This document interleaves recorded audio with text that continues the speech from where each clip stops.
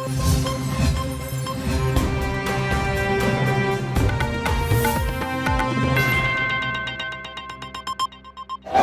मसावत के लिए इस मुल्क के अंदर जद्दोजहद की है, अपनी जान गंवाए हैं, लेकिन इस भारत को गुलामी मुक्त, शोषण मुक्त बनाने के लिए, समता, बराबरी और मसावत के पैगाम के लिए जद्दोजहद किए वाले तमाम महामानवों को खिराज अकीदत पेश करता हूँ।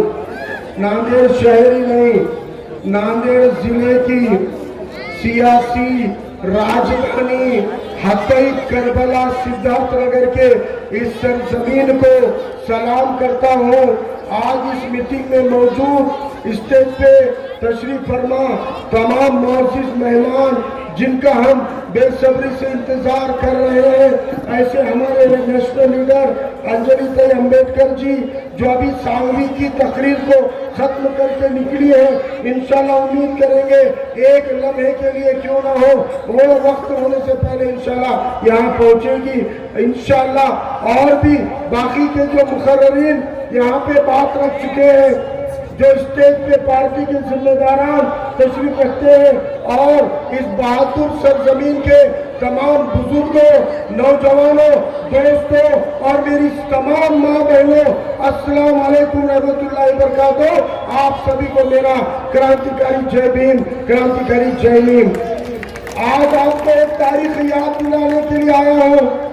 मैंने इब्तिदा में कहा है आपको कि नांदेड़ जिले की सियासत का सेंटर अगर कहीं से चलता था तो वो बुज़दिल शिवाजी नगर से नहीं, बहादुर हतई से चलता था पूरी सियासत।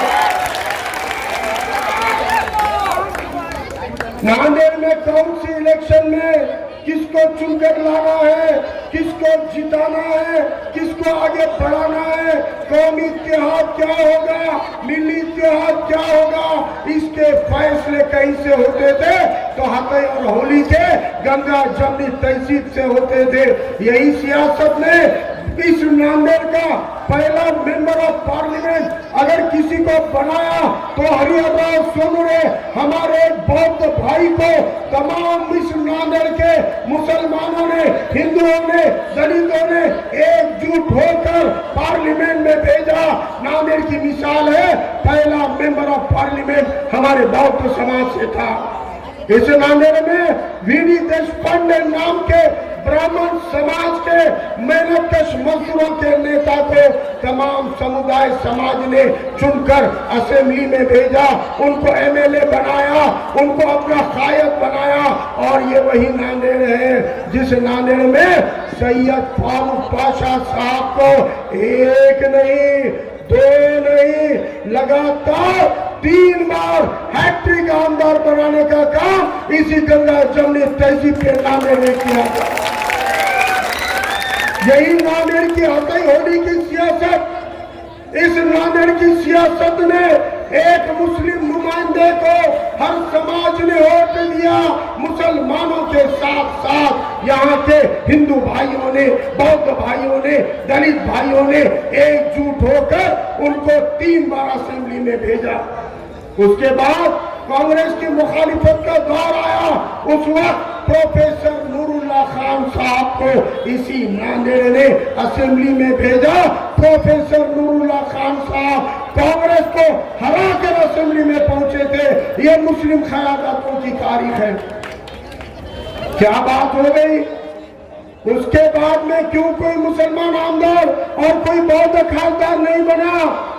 नांदेड़ का सियासत का मरकज जब हतई से हटकर बुज़दिलों के इलाके में चला गया, अशोक चौहान के कदमों में चला गया, इस नांदेड़ की गंगा जमनी और किरदार और काबिलियत की क़यादतें बंद हो गई।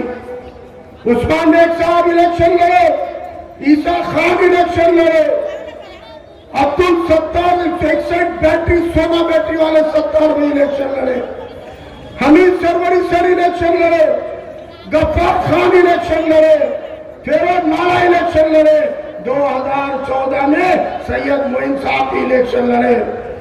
लेकिन उनको एक गट्टा वोट गिरने के बावजूद ये तमाम सीटों पर इन तमाम कायदों को सिवाय मुसलमानों के किसी भी कौम के वोट नहीं मिलने से 3000, 4000, 10,000, 12,000 वोटों से मुसलमान चुनकर आते आते गिर गया।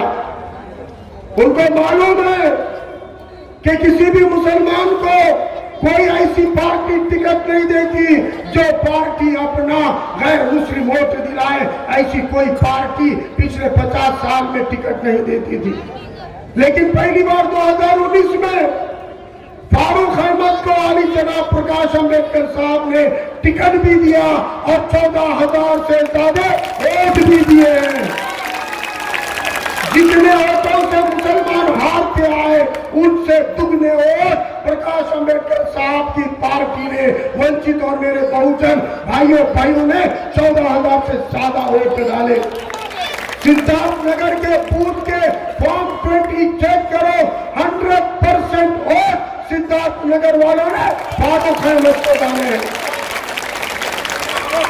लेकिन इन जितों के नाम मैंने गिनाए, उस्मान साहब ले लो, सत्तार भाई ले लो, ईसा खान ले लो, हमें सरवरी सर ले लो, गफर खान साहब ले लो, ये तमाम कायदीन को किसी मुस्लिम के साथ इलेक्शन नहीं लड़ना पड़ा। कोई मुसलमान इनके खिलाफ वोट बांटने को नहीं खड़ा हुआ। लेकिन मैं पूछना चाहता हूं, क्या वजह है 2019 में भी और 2024 में भी जब वंचित से फारूक अहमद खड़ा होता है उसके खिलाफ ये बीजेपी और कांग्रेस मुसलमान खड़ा कैसे करती है? क्यों खड़ा करती है? बावजूद उसके मुझे फख्र है हकई होली के इस एरिया पे, करबला सिद्धार्थ नगर के इस इलाके पे 5 मोहल्लों की सियासत पे 2019 में फारूक अहमद को 1 नंबर की वोटिंग, सबसे ज्यादा वोटिंग इस इलाके से मुझे मिली है। वही तवक्को करने आया हूं, अपने वोटों का बंटवारा मत होने दो। 50 सालों के साजिशों का जवाब इंशाअल्लाह 20 नवंबर को मुत्तहदा वोट करके लेंगे और अपनी क़यादतें इंशाअल्लाह असेंबली में भेजेंगे। वक्त इजाजत नहीं देता, एक नारा लगाता हूँ, 20 नवंबर आपको बोलना है गैस सिलेंडर, 20 नवंबर, 20 नवंबर, 20 नवंबर।